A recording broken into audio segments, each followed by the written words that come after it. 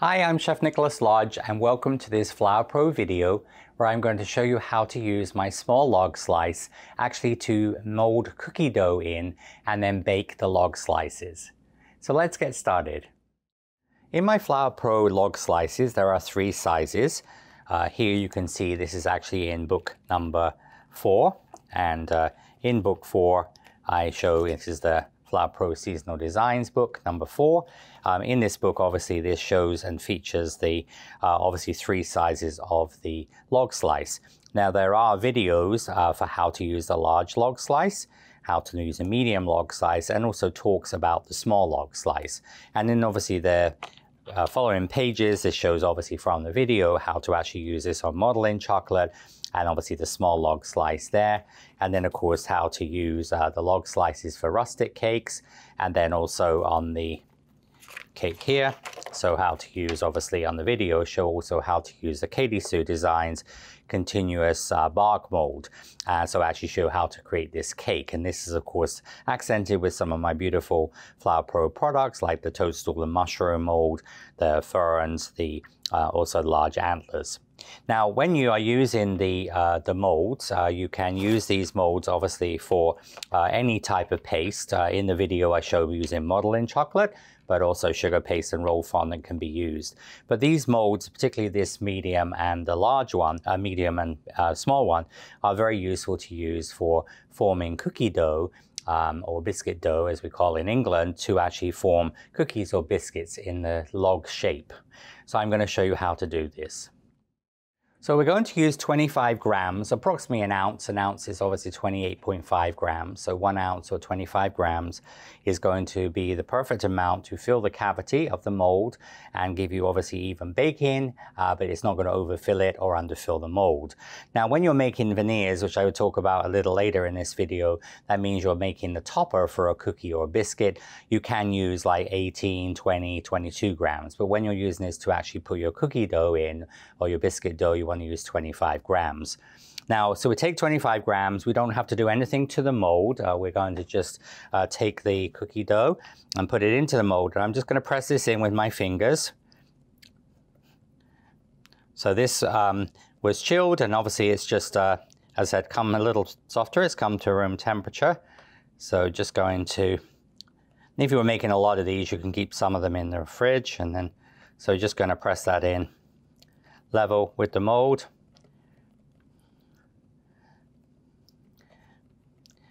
And then what you're going to do is use an acrylic disc. All right, so just going to press your acrylic disc into here.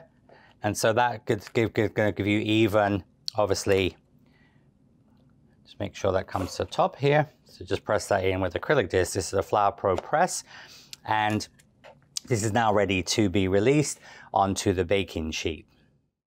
So when I bake cookies or biscuits, a couple of things. First of all, I'm using the sheet pan upside down, all right? And also I'm using 2 sheet pans, all right? So these are 2 sheet pans put together upside down. Of course, you can use different size sheet pans. This is a half sheet pan. This is a 1/4 sheet perforated liner.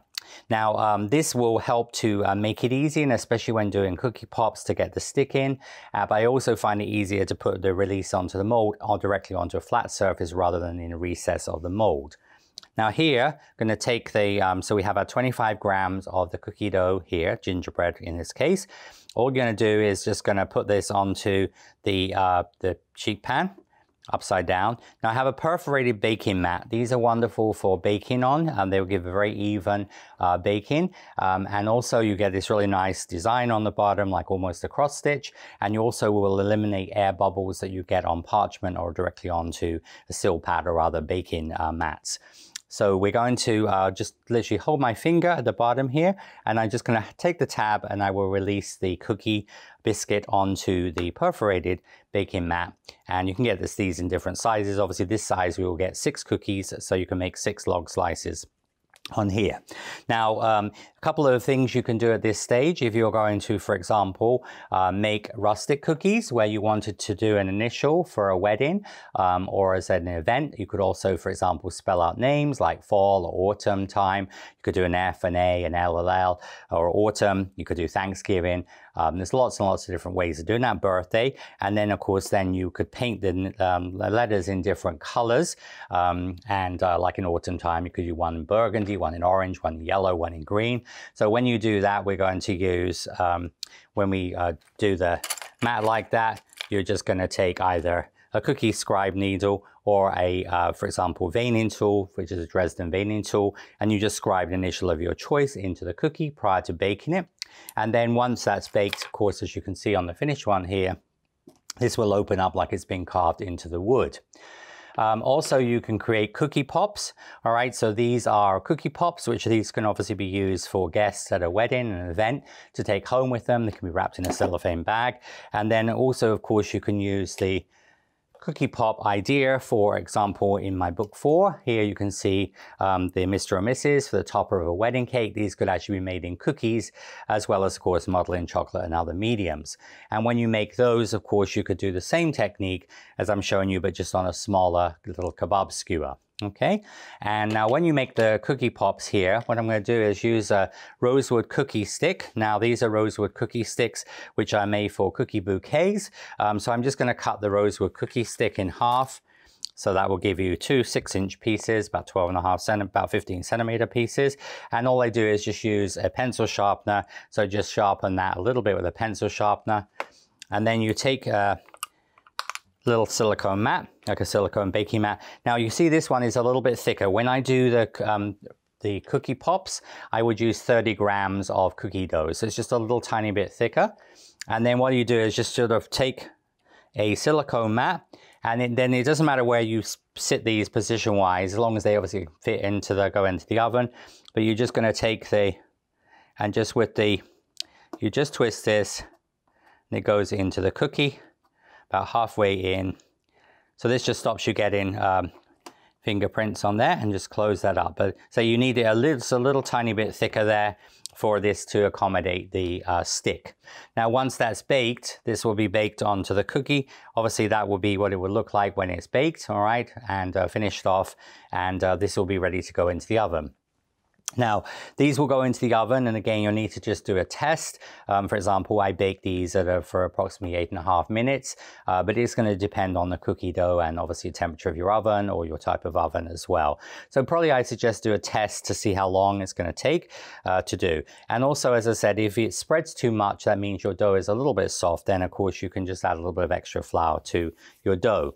Now, when you bake, as I said, you'll bake this. So as you can see, this is a baked cookie. All right, so obviously this is a nice golden brown, and obviously you've got this nice texture on the bottom, a nice flat surface, and this is our cookie ready to get creative on. Okay, so that is, as I said, when you make, for example, gingerbread cookies, chocolate cookie, red velvet cookie, just sort of like a plain cookie, you're going to use that technique. Next, I'm going to explain about if I was one to do this technique, which is actually what you would use on sugar cookie, vanilla cookie, shortbread cookie, where you actually are going to paint into the mold and then press the cookie dough on the top.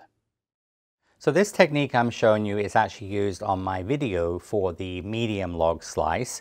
And so I'm going to take some dusting powder. Now when I'm doing it for cookies, I found that the powdered dusting powders like we use for flowers is the best. Gel color is too thick for this particular application. So I would take some brown, this is a chocolate brown dust. And then I'm going to use, you can use like this is a dilution solution, which you can use for obviously luster dust and dusting powders. So you can use a little of that. You can use a couple of drops of vodka or a couple of drops of water. Okay, so really we're just rehydrating this. But as I said, you can use a couple of drops of water. As I said, you can use a little bit of the dilution solution, which I will show you a little later on. And then we're just going to mix this up. So we'll see. Doesn't want to be too watery.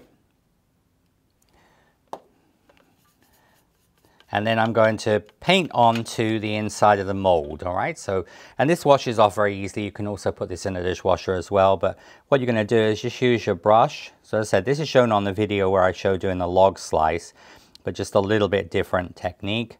So we're using a flat brush, and we're just going to brush over this part of the mold. So you see this is going to pull up the main detail on the mold.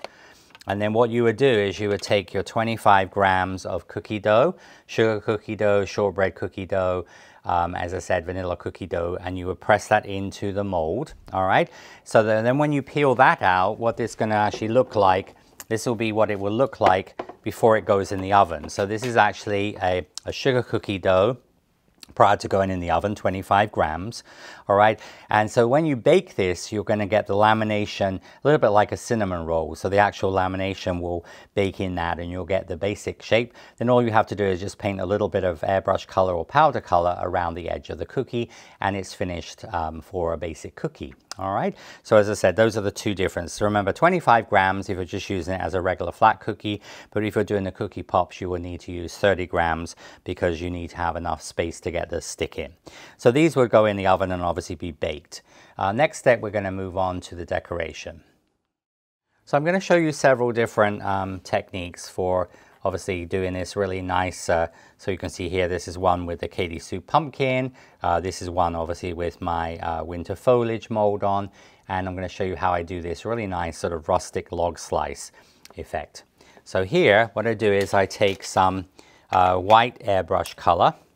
Now airbrush color, you can also use gel color as well, white gel color. This is a Simi Cakes one, so I'm going to just use a little of this. Very much like acrylic paint.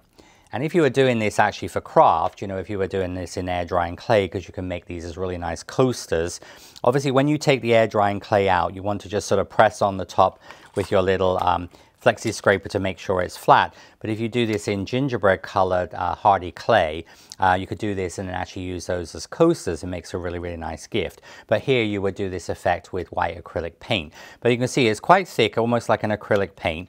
And I'm going to use some autumn gold dusting powder. This is going to give you a really nice, almost like a khaki color, like a pair of khaki pants. So I'm just going to mix this up. So you want this quite thick, all right? But you see it's almost like a sort of a khaki sort of color, okay?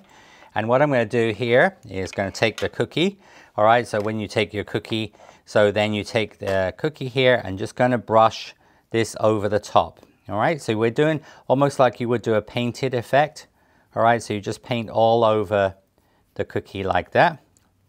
Just showing you a small amount. And if it does get a little bit thick, you can obviously add a little bit of dilution solution, but you want it almost like if you think of doing shabby chic painting. It wants to be, as I said, quite thick. But you see, you're just going to paint this over the top. You just use a flat brush for this. You see how, so we're just going to pick up all of the beautiful detail in the small log slice. You see, so this gives this really lovely effect on the top. All right, and of course, if you use too much, it's going to fill in all the details. You want to do that quite sparsely. And then you would take your brown that we've just used, and you could also use a brown airbrush color as well. And then what we're going to do is just take your cookie and then you're going to paint around the edge of this. So you see how I'm just going to paint around the edge of the cookie. So this gives you this,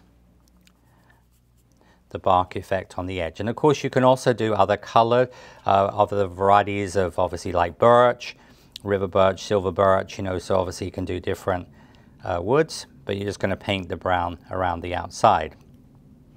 Now, if you were doing, for example, like the rustic cookies, all right, this type of cookie here, you could then, of course, where you've carved in the initial, you could paint that in orange or blue or metallics. You know, you can use pearl dust, you could use luster dust, you could use gel color, airbrush color. It really doesn't matter there. But for the actual painting part, as I said, I like to use the what I've shown you. But you can, and of course, this could be done with the colors of the wedding, for example, navy blue, or as I said, you know, like seasonal colors like orange or obviously red. Could do these as name place markers. Would be really cute for Christmas time. You could put each guest initial, and then you could paint this in red, and you could embellish that with a little holly leaf or obviously some of my winter foliage elements. But that's obviously how you would do the basic cookie. Now in England we call this a tea biscuit, all right, so just a dry tea biscuit, a dry cookie. And so obviously when we have that, for example, for afternoon tea, this would be really nice as a gingerbread cookie. But when I'm especially doing this for a wedding or something, I like to add a little bit of extra. So what I do is once a cookie is dry, all right, you're then going to then turn it over. So what you would actually do is you turn the cookie over, And then we would take flooding consistency, like run out consistency royal icing. This is flooding consistency, what we call in the US. And what I've done is I've just put this into a bag and I just follow the basic outline of the cookie and I flood that in. So this is actually the underneath of the cookie. So this is a sort of like what I refer to as an upside down cookie. So it means when your guests eat the cookie, it's like eating it standing on your head. So the icing is on the underneath of the cookie rather than on top of the cookie. So this means you don't compromise in the design by adding the icing, but you have the icing as like a little extra bonus on the underneath, all right? And it's a really, really good way when you're doing these type of cookies to add that sort of icing without it really being noticeable. So as I said, that's sort of how I would do. And I've just colored this royal icing with the same autumn gold. Of course, this could be, if it's for a wedding, this could be a sort of the wedding color there. You know, if you've got a navy, for example, on a cookie like this, if this was navy blue, you could do navy blue royal icing on the bottom. This just shows you the difference. This cookie was baked on sort of parchment paper, and you can see how you get trapped air. Because the perforated baking mat, it doesn't have that. The air actually obviously gets to move around, so that's where you get this really lovely base on the cookie. All right, so very, very flat, which typically when you bake with that will give a nice effect on the base. So this is your cookie, and as I said, you would obviously flood this, and then you could put this in your food dehydrator, 115 or 45 centigrade for 90 minutes, 2 hours to dry. And then of course you can start getting creative with some of your elements to decorate it. Now there are, as I said, other things you can create. This cookie here, this was done with royal icing. So what I actually did there is I used white royal icing, like again flooding consistency or color flow consistency, you know, what you use to flood a cookie, so like a soften, like almost a glaze. And again, you use the same brush, as I use a flat brush, obviously you take some white icing and just brush over the top, or you could use a pastry brush. And you can see how you'll have the icing is going to be translucent, almost like the icing on the top of a, say, a cinnamon roll. And then of course all you do is then you just go around the edge. So you're going to paint the brown around there, and you can use your brush and you're just going to cut into the detail of the log slice. Now also these cookies could be used on the end of a bûche de Noël, the Yule log. All right, so when you make a Yule log, you could actually take these cookies and you could obviously use either type as the end of your Yule log, all right, if you're a Swiss roll, and that would be a nice addition, an alternative to obviously using marzipan or other mediums as well.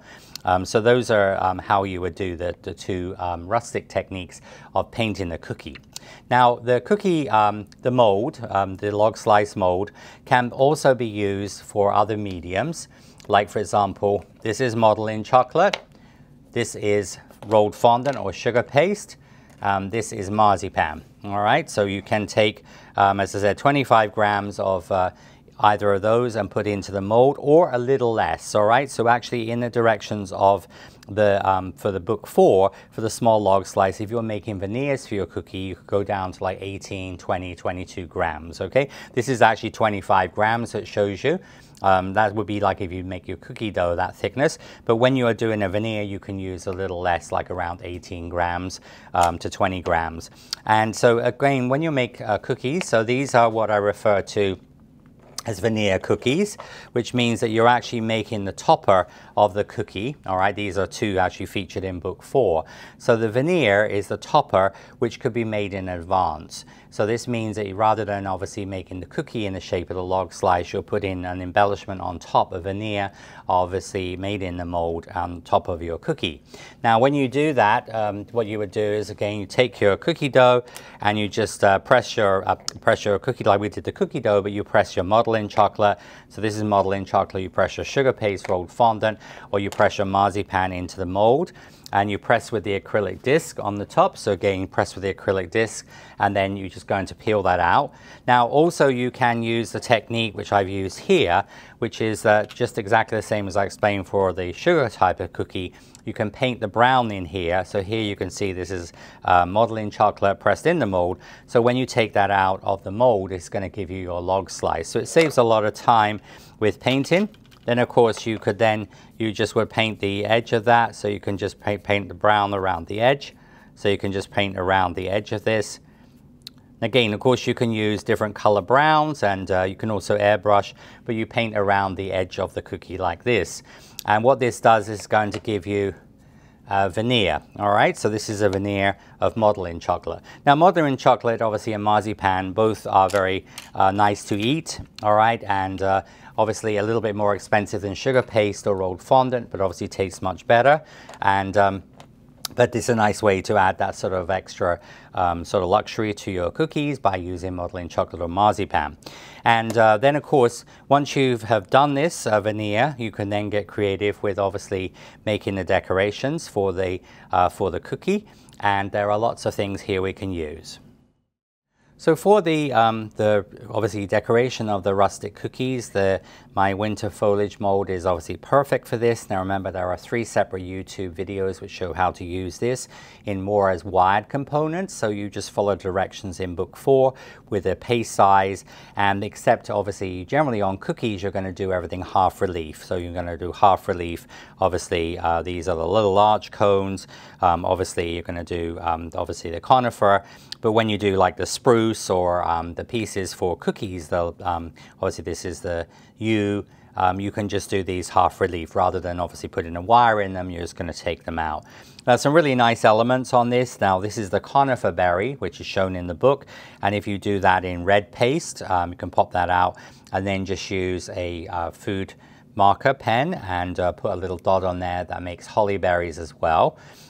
When you're doing things on cookies, like if you want to make things shiny, you can take a little tiny bit of vegetable fat shortening and you can brush over once they're dry. You can just brush over the top of that with the vegetable fat, the shortening. When I make wired ones, I normally use confectioner's glaze, but obviously vegetable fat or shortening or coconut oil doesn't really have any taste, and that will make things shiny.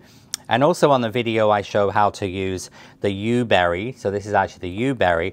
And if you press cream paste into there, and then you put a little bit of green paste onto the end, and you use, for example, a little piping nozzle, tip number 2, and go over the surface of that, that will actually make a really adorable little acorn. All right, so when you're decorating obviously for more autumn time, you can make little tiny acorns.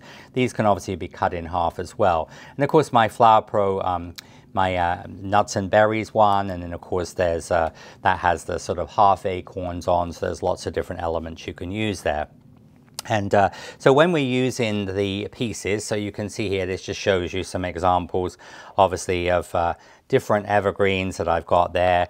The conifer is really stunning to use on these cookies, but this one is done actually with the spruce, and I use some pearl paint. Remember, this is all shown on the videos in the book, but I've used my regular pine cone mold. This is my 3-part, 3-sectioned pine cone, so it has 3 different cavities, and these smaller pine cones are on the winter foliage. This is like the little large cone.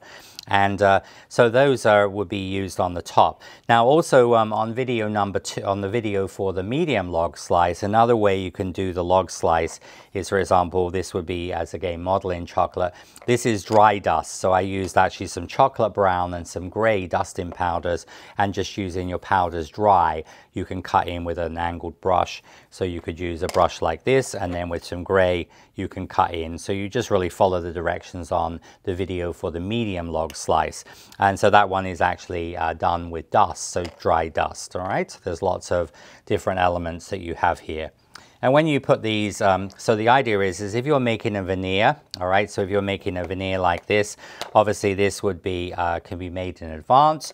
And then of course the idea behind it, a veneer, is then when you have, you've closer to the celebration, for the wedding, for example, if you had to make like 200 cookies, what you could then do is take your cookie out of the oven, and if you're using modeling chocolate, when it becomes into a warm area, it's going to soften a little bit, so you could literally let them cool for about 2 minutes and then put that on the top, and the modeling chocolate will actually fuse. It will warm and melt to the fuse onto the cookie. But also you could of course put this on a larger cookie, and you could then use some melted chocolate, or you could put some royal icing onto here, and you could put this on the top, and then of course that your cookie is finished. All right, so this is good when time restraint, when you obviously don't have a lot of time to sort of do everything at one time. But also, of course, these cookies, these ones, you could make these in advance and you could freeze them at this stage and then take them out and then just paint them like the day before they're needed. So these freeze really, really well. And so, as I said, there's lots and lots of options there. But when you are assembling the pieces on the top, like the conifers and things like that, usually you're going to use a little bit of, you can use some royal icing. Also, you can use some piping gel. So I just have some piping gel here and a little applicator. So you just put like a little, and so you can put a little bit of obviously the conifer there, and you can put whatever you want to onto there. And when I was talking about, for example, like doing the rustic cookies, when you're doing the rustic cookies there, you could of course just use like a little tiny bit of conifer and, for example, like little berries. So you can just sort of make these really nice when you're doing, as I said, different types of cookies. But as I said, piping gel works really well for this. So a little piping gel, you can just put that on to wherever you want that to go. And of course you could add a little pine cone. And these can be made in advance and obviously just dried. So you have a little, and then of course you could add like a little berries here. And you know, these could be used on the top. So you can do all sorts of combinations with those and make them all unique pieces of art, okay? And that would be how you would do, obviously how we would do to put the pieces onto the cookie. And so remember, directions are in the YouTube video for how I did the, we use the winter foliage mold. Now this one here, which is nice for autumn time, this is done in the Katy Sue. This is that like actually like the Halloween jack-o'-lantern. All right, so it's got little eyes on, but this is also beautiful for autumn time. Here in the United States, obviously we use pumpkins for autumn, for Thanksgiving, obviously, which is the third Thursday in November. So very, very popular. Now, of course, you can use, when you're using molds, again, giving you ideas, when you're using molds, of course, you could do pieces solid. This is modeling chocolate, but you could use fondant like that. But also, it's quite a lot of fondant or modeling chocolate to eat. So something you can do is you just roll out the modeling chocolate. Think of lining a tart shell or a pie shell. And so what you would then do is you just would take a little bit of vegetable fat shortening, just a little tiny bit into the mold. You like lay the paste in like you would pie dough into a tart pan. And then I use my little flexi scraper. So I just trim off the excess. And what I do is I use my cosmetic sponge just to press that into the mold. And then you can take, like, for example, here in the US, this is a Tootsie Roll, which is a chocolate candy, which you can buy in the UK as well. But you just take Tootsie Rolls, you just put these in the package, in the microwave for 10 seconds. That's going to warm. It's almost a bit like modeling chocolate. And then what you do is you're just going to press that into the mold. And you see that's going to then actually, so that is one Tootsie Roll. It's filled the pumpkin. And then you take that out. And then, of course, you could then dust it. This one is painted, or you could dust this in orange. You could airbrush this. But also, when your consumer eats, obviously, the cookie, it means you get a little treat inside the pumpkin. It's not just solid modeling chocolate or solid fondant. You can actually use this same technique on my pine cone molds as well. The pine cone can be used. And Tootsie Rolls can be used to make the little pine cones. You could actually press pieces of Tootsie Roll in here. My larger pine cones, my small antlers, all work very well with Tootsie Roll, because it's very much like a modeling chocolate consistency. And so that's sort of a really nice idea. You can also use this technique for Halloween, where you actually put about a ½ teaspoon of sprinkles into this, and then obviously you'd have your cookie veneer ready. So once your cookie is ready, you then would take this and you put a little bit of royal icing around the edge, and you then would turn that over, and so then it will be like a pumpkin piñata. So then obviously when somebody bites into it, they've got sprinkles inside the pumpkin. So just sort of fun ideas for obviously season of autumn, Thanksgiving, obviously Halloween, and you can use this for, as I said, lots of different occasions. So obviously the Flour Pro Small Log Slice, very versatile product, not only to use to press cookie dough in, to bake, turn out and bake, but also to use for, obviously, for actually making veneers to go on to the top of cookies or biscuits, and also making the ends of the bûche de Noël, the Yule log. I hope you've enjoyed this video of using my Flour Pro Mini Log Slice by Katy Designs. And we'll have fun using this to shape your cookie biscuit dough in prior to baking, and also to use for veneers on top of your biscuits and cookies. Remember, check out my other YouTubes on using my medium and large log slice, and also things like my pine cone video.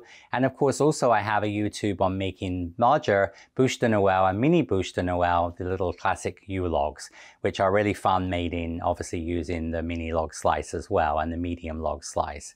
So until next time, this has been Chef Nicholas Lodge. Sweet wishes. Bye.